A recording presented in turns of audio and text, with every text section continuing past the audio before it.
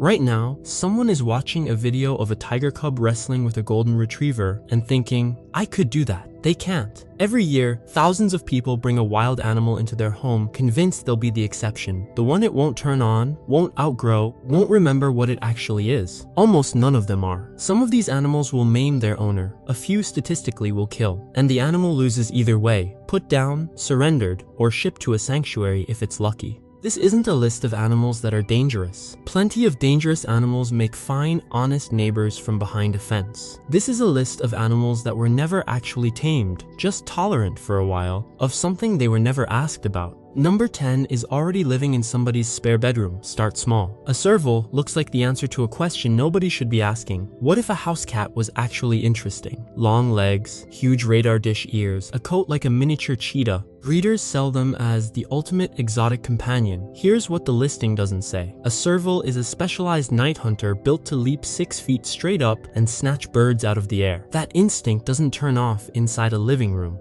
Owners report shredded furniture, spray-marked walls that no cleaning product fully removes, and cats that redirect a hunting pounce onto ankles, faces, sleeping children. It isn't malice. It's a nervous system doing exactly what evolution built it to do, aimed at the nearest moving thing. Most servals surrendered to sanctuaries arrive within 2 years. Once the owner discovers that a cat built to hunt in total darkness does not, in fact, sleep through the night. 9 is the one that fools people completely. Because it looks so harmless, it barely seems to belong on this list. A kinkajou is small, golden, wide-eyed, nocturnal. One celebrity famously carried one to a party in 2005, and sales spiked overnight. What the party didn't show. Kinkajous have a bite force disproportionate to their size, needle-sharp canines built for tearing fruit, and occasionally flesh, and a temperament that can flip from cuddly to frantic in the same 10 minutes, for reasons the owner never sees coming. That same celebrity was bitten badly enough to need hospital treatment. The animal wasn't sick, abused, or provoked in any way anyone could identify afterward. It was simply a wild nocturnal mammal, startled, doing what wild nocturnal mammals do.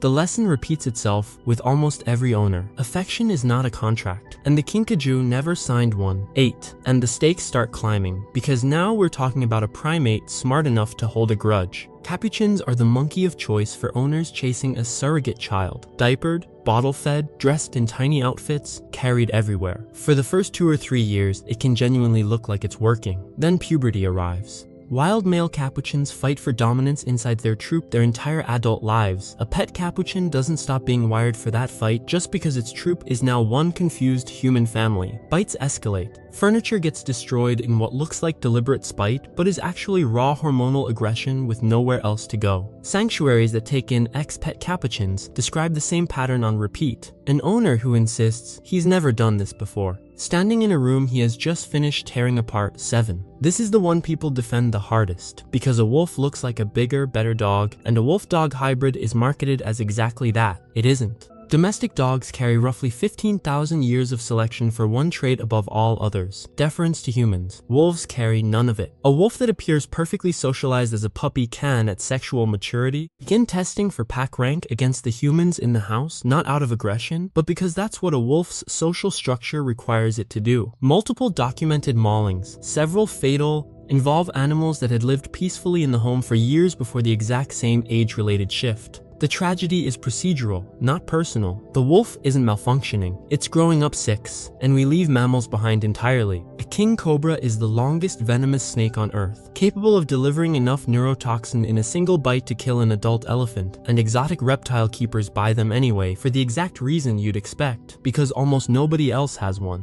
Antivenom for king cobra bites is scarce outside a handful of specialized hospitals, and the snake shows zero outward sign of trusting its keeper the way a mammal might. No bonding, no recognition, no softening over time. Every feeding, every tank cleaning, every single interaction carries the same base risk on day 1 as it does on day 1000. Keepers describe years of incident-free handling followed by one bite that ends in intensive care or a closed casket. The snake was never tame. It was simply for a long time not yet triggered. 5. An alligator hatchling is genuinely charming. A foot long, easy to handle, cheap to buy from a roadside stand in several states where the law barely blinks. The problem is arithmetic. That foot-long hatchling adds roughly a foot of length every year and can reach 12 feet and 500 pounds within a decade, at which point most owners are keeping an apex ambush predator in a backyard pond built for something the size of a cat.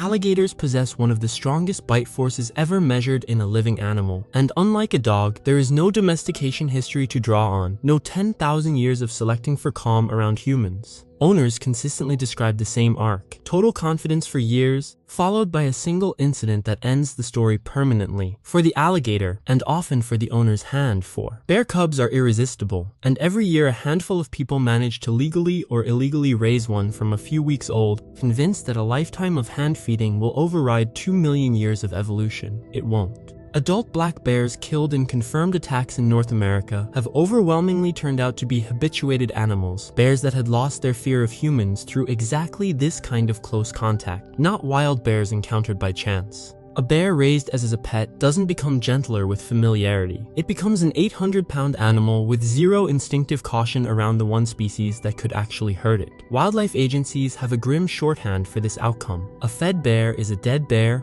and increasingly often, it takes a person with it first. 3. In 2005, a Connecticut couple sat down to watch television with the chimpanzee they had raised since infancy. Bottle-fed, diapered, treated by every account as their own son. He had never once, in 14 years, seriously hurt either of them. That afternoon, he inflicted more catastrophic damage on a human body than almost any recorded animal attack in the country's history. And nobody who knew him saw it coming, because there was nothing to see. He hadn't changed. Adult male chimpanzees are several times stronger than an adult human and evolved to settle disputes, sometimes fatally, within their own social hierarchy. He had simply finally done what a fully grown male chimpanzee does when something in that hierarchy shifts. The line between raised like family and still a chimpanzee never actually moved. It was always there, nobody was looking at it. 2. Hyenas get an image problem they don't deserve, dismissed as cowardly scavengers, which is exactly why a small number of owners decide they'd make a bold, misunderstood pet. In reality, spotted hyenas have one of the strongest bite forces of any land mammal, jaws built to crack open bone that lions leave behind, and a rigid, matriarchal social hierarchy that a lone captive animal has no way to resolve with a human family. Reported incidents involving pet hyenas are rare simply because so few people attempt it, but where they exist, they involve catastrophic bite injuries delivered with no apparent warning, from animals described right up to that point as affectionate and playful. The bite was never the exception. It was always the animal's actual toolkit, waiting for a reason. 1. Because everything on this list has been building to the animal from the very first shot of the video. A tiger cub genuinely does play like an oversized kitten, right up until it's several hundred pounds of ambush predator with a bite force that can crush a skull, and an instinct set that was never at any point aimed at cooperating with a human. There is no reliable domestication pathway for tigers. Every tame captive tiger is a wild animal that has simply not yet acted on instinct in front of its owner. Big cat sanctuaries that take in ex-pet tigers report the same story with almost total consistency, total trust, total affection for years, followed by one ordinary afternoon that ends in a mauling nobody, including the tiger, saw coming as anything unusual. That cub in the video at the very start of this, he grows into this every single time. So here's the full countdown. A cat built for total darkness, a monkey with a grudge, a wolf that grows into its rank, a snake that was never asked to bond, an alligator doing arithmetic, a bear that forgot to be afraid, a chimpanzee that finally settled a dispute, a hyena with an undeserved reputation and an unforgiving jaw, and a tiger that was always exactly what it looked like from a distance. None of these animals broke a promise. They never made one. The only promise in this entire list was the one the owner made to themselves, that this time, affection would be enough to change what something actually is. It never has been. And somewhere, right now, someone is watching that tiger cub clip thinking, I could do that.